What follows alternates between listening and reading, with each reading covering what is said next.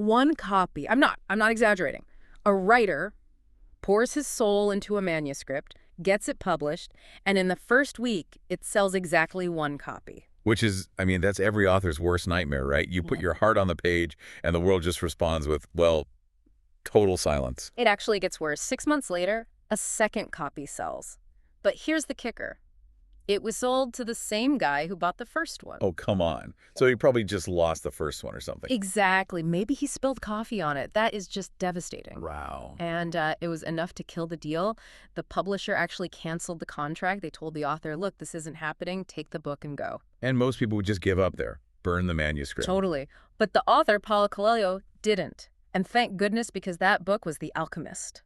Which is just so wild when you think about the trajectory. It goes from being a complete commercial failure to one of the best-selling books in history. We're talking translations into 80 languages, endorsements from Madonna, Bill Clinton. I mean, it became this cultural touchstone. It really did. It's a crazy history. But today, we're not just looking at the sales figures. We're going to dive into the story itself. Because The Alchemist, yeah, it's a novel about a shepherd boy. But let's be real. It's a self-help book disguised as an adventure story. Exactly. It's a metaphorical guide. The core idea is finding your purpose, or what the book calls your personal legend. So that's our mission today. We are going to unpack the philosophy here, terms like maktub and the soul of the world, and try to figure out why this simple story hits people so hard. I think it's that universal struggle, isn't it? The battle between staying safe and chasing something bigger. For sure. And I love the magical, adventurous side of it. And I think it's important to ground that in the philosophy. The book gets a rep for being fluffy, but it deals with some pretty brutal truths about fear and change and trusting your gut. Okay, let's get into it. Our hero is Santiago. He's a shepherd in Spain. But he's not like some uneducated peasant, right? No, and that's a really crucial detail. He's educated. He actually studied to be a priest until he was 16. He knows Latin, Spanish, theology. So he made a conscious choice to leave that path. A very conscious, very difficult choice. He told his father, I don't want to be a priest. I want to travel. Which back then, that's like telling your parents you're dropping out of law school to become an influencer. Pretty much. Yeah. But his father actually gets it. He gives Santiago 3 old gold coins to buy a flock of sheep. So Santiago starts this humble life. He knows his sheep, he knows the fields, but he's restless. Because of the dream. The recurring dream about a child taking him to the Egyptian pyramids and telling him there's a hidden treasure there. A literal treasure map in a dream. But he doesn't act on it right away. He seems kind of comfortable. He is comfortable, and that's the whole danger. He has this realization that his sheep just rely on him for food and water. They don't care where they go. And he starts to feel like he's becoming one of them, just caught in a routine. Until he sits down on a bench in a plaza, and this old man sits down next to him. Melchizedek, the king of Salem. This is the catalyst. This mysterious guy knows things he shouldn't know, like the names of Santiago's parents, his secret crush. And he's the one who introduces the main idea of the book. The personal legend. Break that down for us, because it sounds a little, grand. Well, it's defined really simply as what you have always wanted to accomplish. Melchizedek explains that when we're kids, we all know what our personal legend is. Everything seems possible. Right, we're not afraid to dream of being astronauts or whatever. Exactly. But then, as time passes, what he calls a mysterious force starts to convince us that it's all impossible. I feel that. That's just called being an adult, isn't it? You get bills, responsibilities, and suddenly being an astronaut seems kind of ridiculous. Precisely. And this force isn't necessarily evil. It's just the weight of reality. But the king drops the central thesis of the book right here to fight that. He says, when you want something, all the universe conspires in helping you to achieve it. That's the famous line, the universe conspires.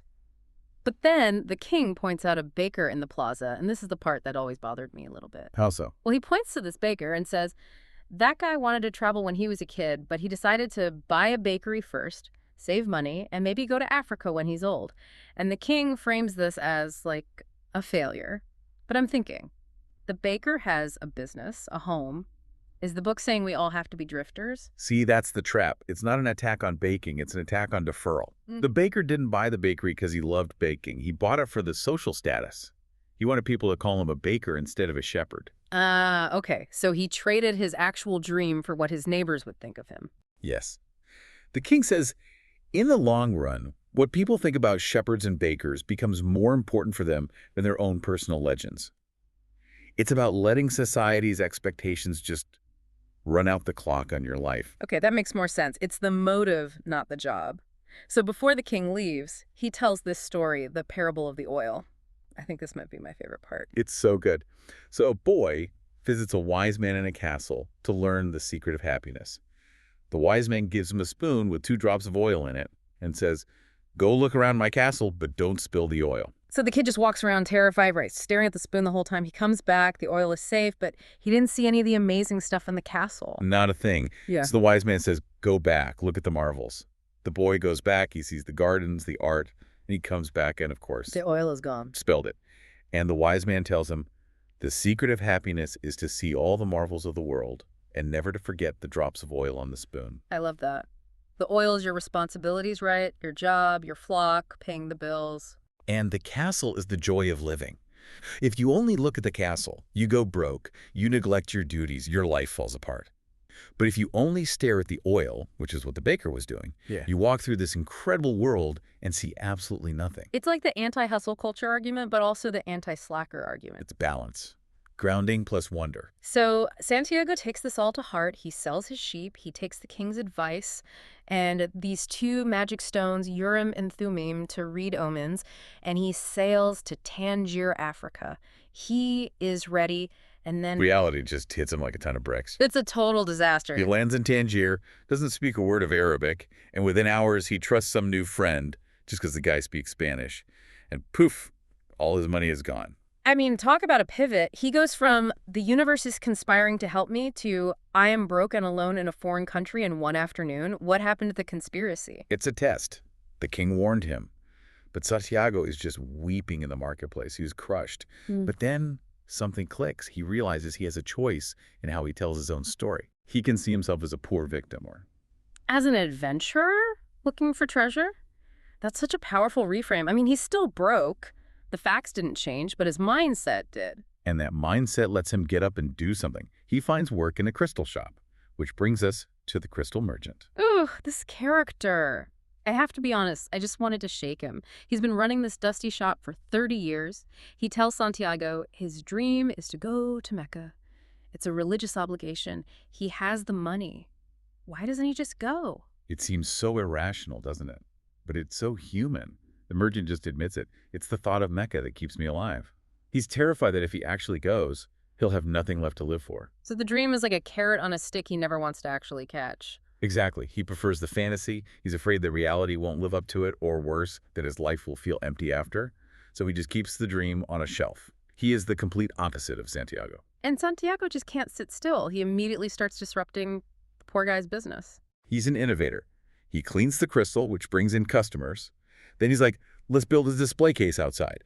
The merchant is horrified. People will bump it. The crystal will break. And Santiago's response is so good. Basically, yeah, and sheep die. That's the cost of doing business. Then comes the big idea. Serving mint tea in the crystal glasses. Total game changer. It explodes the business. And in the middle of all this success, the merchant teaches Santiago a word. Maktub. It is written, which sounds a lot like fatalism, you know, like, oh, well, nothing I can do. It is, but look at how they use it differently. The merchant uses "it is written" as an excuse to stay still. I'm a crystal merchant. This is my lot, Maktub. But Santiago flips it. For him, if his destiny is written, then he doesn't need to be afraid of risk. If success is already written, how can he fail? Huh. So one uses fate as a cage, and the other uses it as a safety net. Precisely. And with that confidence, Santiago becomes rich. He has enough money to buy double his old flock and go home a wealthy man. He's won. He's literally standing there, bags packed, ready to go back to Spain, richest shepherd in Andalusia. But then he finds those 2 stones, Urim and Thummim, in his pocket. And he realizes he's about to do the exact same thing as the baker. Settle for the money instead of the treasure he actually wanted. So he gambles it all, again, and joins a caravan to Egypt. And the vibe on this caravan is totally different. Now he's dealing with intellectuals. Enter the Englishman. The Englishman is such a great character. He represents the The purely academic approach to life, he's obsessed with alchemy, spent his life in libraries, reading books, trying to find the one true language of the universe. And the irony is just so thick. They're crossing the Sahara Desert, one of the most incredible places on Earth, and this guy has his nose in a book the whole time. He's missing the world to read about the world. They even try to swap. Santiago tries to read the books and just gets confused. But the Englishman does explain what alchemy actually is, and we should clarify this because it's not just about turning lead into gold, is it? No, and this is key to the book's spirituality. The master work of alchemy has two parts: the elixir of life and the philosopher's stone. Yes, the stone turns metal to gold. But the real work, the Englishman explains, was that the alchemists spent years watching the fire purify the metal. So it's a process. It's a parallel process. As they burned the impurities out of the metal, they were forced to burn away the impurities in themselves, their ego, their fears. You can't create gold until you become gold, internally. That connects to what the camel driver tells Santiago, another wise person on the journey. The camel driver is the Zen master of the group. He lost everything in a flood years ago, which taught him you can't control the future. So the whole philosophy is just radical presence. He tells Santiago, I'm interested only in the present. Which is good advice because their present is getting pretty scary. Tribal wars, traveling at night. The tension is building until they finally reach the oasis. Al-Fayoum. And it's huge, like a city in the desert. And it's a neutral territory, no fighting allowed. And this is where the story shifts from adventure to romance. Santiago meets Fatima at a well. And it's instant. The book calls it the pure language of the world. He just knows. He falls in love right there. And this is where I got frustrated with Santiago again. He's ready to quit. He tells her, I love you, I have money, let's just get married and live here. He's willing to give it all up. He thinks he's found his treasure. But Fatima is the one who stops him. And her philosophy here is, it's really challenging. She tells him to go. Which just sounds like a breakup. I love you, now go away. It sounds like it, but listen to her logic. She says she's a woman of the desert. Waiting is what they do. And then she says, if I am really a part of your dream, you'll come back one day. Her whole point is that true love doesn't stop you from pursuing your destiny. So if he stays, he'll eventually come to resent her for it. Exactly. The alchemist himself confirms it later. He says, if you stay, you'll be happy for a year. Then you'll start thinking about the treasure. Then you'll start blaming Fatima. She knows that love can't be a cage. That is a wildly high bar for a relationship. Go cross a war zone, I'll be here if you make it. And speaking of war zones, the oasis is about to become one. Right. Santiago is out in the desert thinking, and he sees two hawks flying. He's watching them, trying to read the omens. And suddenly, one hawk dives and attacks the other. And in that split second, Santiago has a vision. A literal vision of an army riding into the oasis, breaking the truce. And this is a huge problem. He's terrified. He tells the camel driver, who tells him something a seer once said, God only reveals the future so that it can be changed. So the vision isn't a spoiler, it's a warning. It's an opportunity. So Santiago goes to the tribal chieftains, and this is the climax of his whole journey so far. He stands before these powerful men and says, you're going to be attacked. They're skeptical, but they make a deal. They'll carry arms tomorrow. If the enemy comes, they'll be ready. But if they don't... At least one weapon will be used on you. Meaning Santiago dies. He is literally betting his life on his ability to read an omen from a couple of hawks. Talk about skin in the game. He went from a shepherd who just wanted to see a new town to a guy betting his life on his intuition. It shows how far he's come.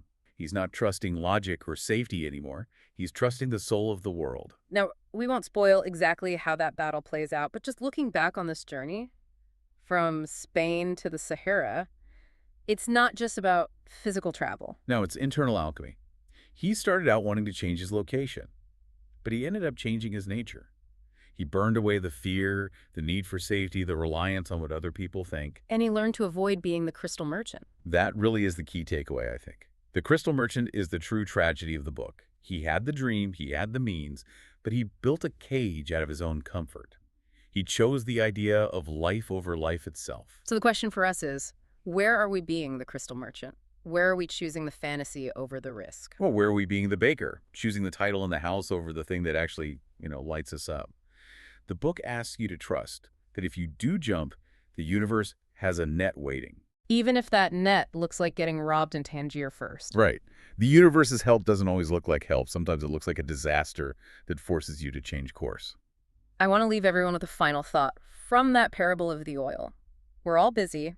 We are all staring at the spoon, trying not to spill the oil, the emails, the deadlines, the chores. Right. But the challenge this week is look up. If the universe is sending signals like the hawks or a recurring dream, are you even seeing them? Or are you too busy watching the spoon? That's the question. That's it for this deep dive into The Alchemist. Thanks for listening.